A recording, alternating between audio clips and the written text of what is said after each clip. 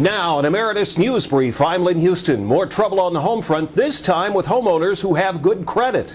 The Mortgage Bankers Association saying there are increasing numbers of homeowners with good credit and prime fixed mortgages who are adding to the highest number of delinquencies since the MBA survey began in 1972. The MBA says more than 12% of U.S. mortgages are now in some stage of delinquency or foreclosure, and that is a record. Two more auto suppliers have filed for bankruptcy. This as General Motors prepares for its planned bankruptcy filing on Monday, June 1st. Visteon, a spin-off from Ford, says it will continue production as it proceeds with Chapter 11 bankruptcy reorganization.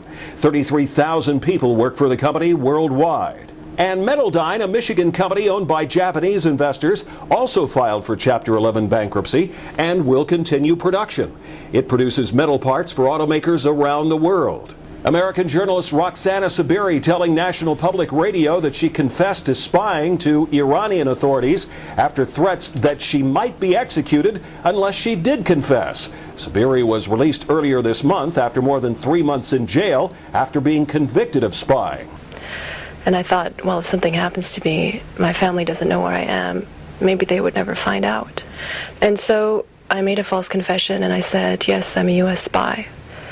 But because my conscience got the better of me and the God that I believe in, the God that I thought had abandoned me when I was first in prison, I realized was always with me.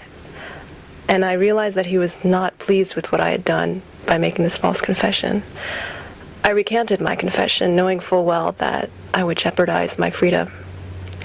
And indeed, that's what happened. The prosecutor got upset with me for recanting my confession and sent my case to trial instead of freeing me.